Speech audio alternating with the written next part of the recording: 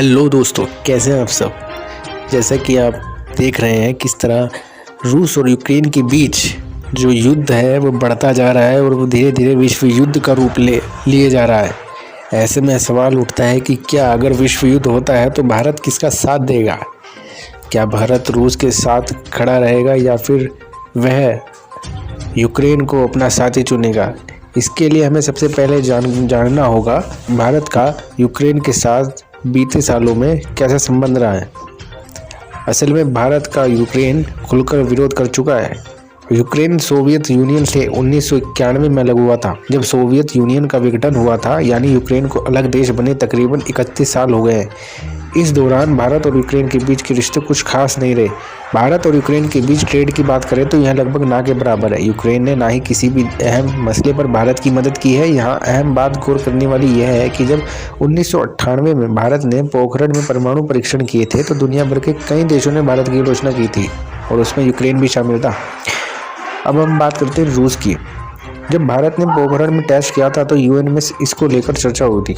UN में भारत का रूस ने साथ पूरी तरह से साथ दिया था और यूएन सिक्योरिटी काउंसिल में भारत के पक्ष में वीटो का भी इस्तेमाल किया था। उस वक्त फ्रांस के प्रतिनिधि ने भारत के खिलाफ निंदा शब्द का इस्तेमाल नहीं किया था। उन्होंने कहा था कि भारत को सीटीबीटी में शामिल होना चाहिए, संरचनात्मक तरीके से काम करना चाहिए। जबकि यूक्रेन ने कहा था कि हमने दुनिया के तीसरे सबसे बड़े परमाणु हथियारों को अपने से रूस को दे दिया था। ऐसे में भारत परमाणु परीक्षण कर रहा है, हम इसकी निंदा करते हैं। भारत ने अंतर्राष्ट्रीय परमाणु हथियार को कम करने के अभियान का भी उल्लंघन किया है। ऐसे में साफ है कि यूक्रेन ने यूएन में भारत की बढ़ चढ़कर निंदा की थी।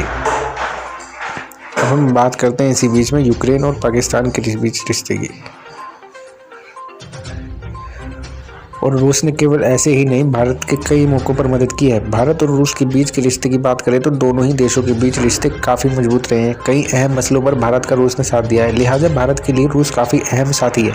यूएन सिक्योरिटी काउंसिल में रूस स्थायी सदस्य है। रूस ने कश्मीर के मसले पर अनुच्छेद 370 पर भारत का समर्थन किया था। यही नहीं, सबसे अहम बात यह है कि भारत के तकरीबन 70% हथियार रूसी हैं, लिहाजा इसके स्पेयर पार्ट्स के लिए हम रूस पर निर्भर हैं। लिहाजा रूस की आलोचना करना या उसके खिलाफ जाना भारत के लिए काफ़ी भारी पड़ सकता है और निस्संदेह भारत यह नहीं करना चाहेगा। अब ऐसे में यूक्रेन अलग थलग पड़ चुका है। यहाँ जो सबसे अहम बात यह है कि यह है कि जब रूस ने यूक्रेन पर हमला किया तो ऐसे समय में यूरोपियन यूनियन यूक्रेन की मदद के लिए आगे नहीं आ रहे हैं। तमाम देश बयान जरूर यूक्रेन के समर्थन में दे रहे हैं, लेकिन किसी ने भी यूक्रेन की सैन्य मदद के लिए हाथ आगे नहीं बढ़ाया। अमेरिका सहित यूरोपीय देशों ने यूक्रेन की कोई सैन्य मदद नहीं की है। यहाँ तक कि स्विफ्ट प्रतिबंध को यूरोप ने नहीं लगाया है। ऐसे में भारत को इन तथ्यों पर नजर रखनी चाहिए। जब यूक्रेन के पड़ोसी देश और अमेरिका तक सैन्य मदद के लिए आगे नहीं आ रहे थे और सिर्फ बयानबाजी और प्रतिबंध लगा रहे, तो क्या भारत को किसी भी एक देश का खुलकर पक्ष लेना चाहिए।